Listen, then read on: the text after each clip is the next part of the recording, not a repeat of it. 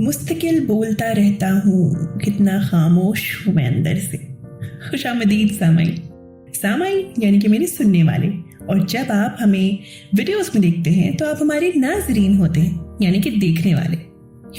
कभी कभी खुद के लिए भी कुछ कर लेना चाहिए, एक अलग ही सुकून मिलता है। इसीलिए जॉन इलिया की ये शायरी मैंने खुद को डेडिकेट की है। वैसे आज जॉन इलिया की ही शायरी क्यों डेडिकेट की है ये आपको थोड़ी देर में पता चलेगा। वैसे आप हैं स्टेरिफिक स्टोरीज के इंस्टाग्राम पेज पे और आप सुन रहे हैं शुभांगी को। हम लेकर आए हैं आपके लिए एक brand new segment, bed time stories by स्टेरिफिक स्टोरीज। बेड टाइम स्टोरीज वो सेगमेंट जहां पर हम बात करते हैं किस्सों की, कहानियों की, नस्मों की, गजलों की, सुनाते हैं कुछ आपको हमारी जो कहीं ना कहीं आपकी बातें होती हैं। बेड टाइम स्टोरीज में आज की नज्म सजा बाय जॉन इलिया। जॉन इलिया की नज्म को पढ़ने से पहले थोड़ा सा उनके बारे में जान लेते हैं। जॉन इलिया एक बेहद जाने माने पाकिस्तानी शायर थे जिनकी नज़में पिछले चंद सालों में बहुत ज़्यादा पॉपुलर हुई हैं। जॉन इलिया की नज़मों का जो जॉनर था वो काफ़ी ज़्यादा उदास, काफ़ी ज़्यादा अकेला सा था। मानने वालों का कहना है कि इनकी नज़में अक्सर सूफी स्पिरिचुअल थॉट से बहुत ज़्यादा इंस्पायर्ड रही हैं। यूँ तो इन्हें कभी भी मंजूर न था अपने कामों को किताबी शक्ल देना, लेकिन फिर भी किसी तरीके से शायर नाम की इनकी किताब जो है वो पब्लिश हुई और उसमें से आज की नज़्म सजा मैं आपको सुनाने जा रही हूँ। हर बार मेरे सामने आती रही हो तुम, हर बार तुमसे मिलकर बिछड़ता रहा हूँ मैं। हर बार मेरे सामने आती रही हो तुम, हर बार तुमसे मिलकर बिछड़ता रहा हूँ मैं। तुम कौन हो ये खुद भी नहीं जानती हो तुम, मैं कौन हूँ ये खुद भी नहीं जानता हूँ मैं। तुम मुझको जानकर ही पड़ी हो अजाब में, अजाब इज सफरिंग। तुम मुझको ही जान कर पड़ी हो अजाब में और इस तरह खुद अपनी सजा बन चुका हूँ मैं। हर बार मेरे सामने आती रही हो तुम, हर बार तुमसे मिलकर बिछड़ता रहा हूँ मैं। इसकी आगे की जो लाइंस है ना वो कहीं ना कहीं आपको एक अलग तरह की मजबूरी, एक अलग तरह की हेल्पलेसनेस को दिखाएगी। क्योंकि जब आप मोहब्बत में होते हो ना तो आप मानो या ना मानो जनाब, एक छोटी सी जो एक्सपेक्टेशन है वो आपके जहन में उतर ही जाती है। और जब वो एक्सपेक्टेशन पूरी ना हो तो आप अपने आप को बहुत मजबूर, महकूम, लाचार, I don't know what feel करने लगते हो। और आप सामने वाले का भी कुछ कर नहीं सकते वैसे, क्योंकि सामने वाले से तो आपको बेशुमार प्यार है ना, तो आपके पास और कोई ऑप्शन बचता नहीं है सिवाय अपने दिल को समझाने के या फिर मजबूर फील करने के, है ना। कभी हुआ है आपके साथ ऐसे? अगर हुआ है तो आप हमें बता सकते हैं DM में, हमारी आपस की बात रहने वाली है वैसे। फिलहाल आप आगे की नज़्म सुने। तुम जिस ज़मीं पर हो मैं उसका खुदा नहीं, तुम जिस ज़मीं पर हो मैं उसका खुदा नहीं, पर सर बसर अजियत व आज़ार ही रहो। अजियत इज ट्रबल, आज़ार इज काइंड ऑफ इलनेस। तुम जिस ज़मीं पर हो मैं उसका खुदा नहीं, पर सर बसर अजियत आज़ार ही रहो। बहुत बेजार हो गई हो जिंदगी से तुम, जब बस में कुछ नहीं तो बेजार ही रहो। कहा था ना, अलग तरह की मजबूरी, अलग ही मसला है। आगे की लाइंस में ना आपको ह्यूमन इमोशंस कॉम्प्लिकेटेड होते दिखाई देंगे। कैसे?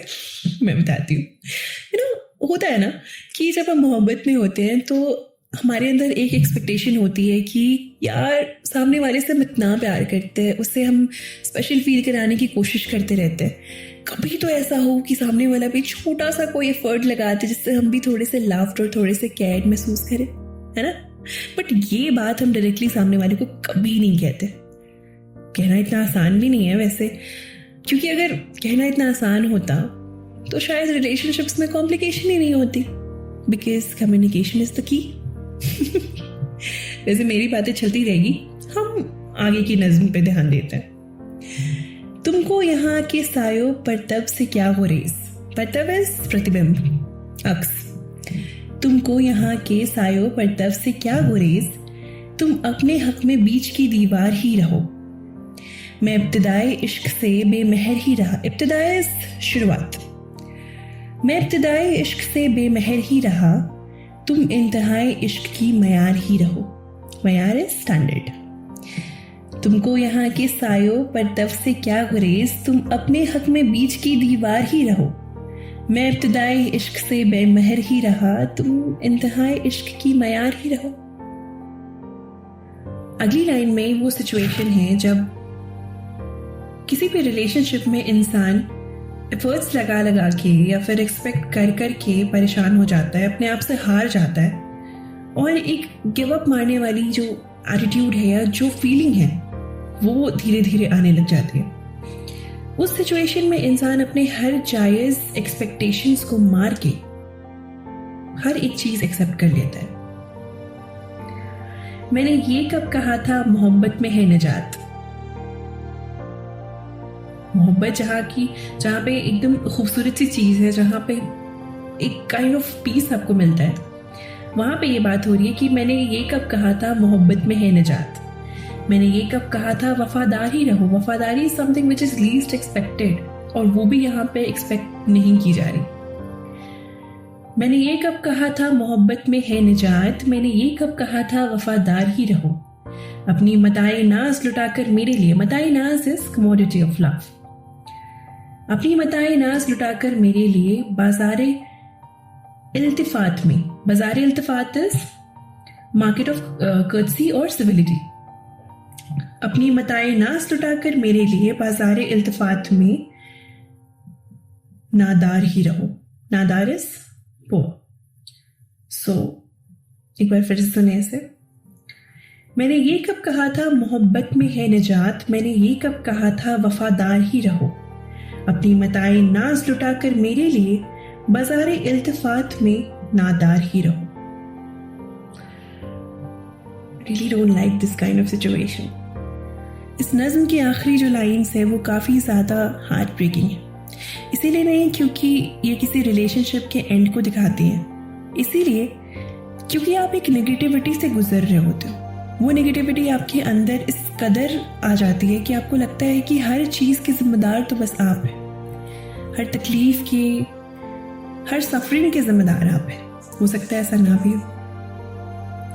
जब मैं तुम्हें नशाते मोहब्बत न दे सका, गम में कभी सुकून रफ़ाक़त न दे सका।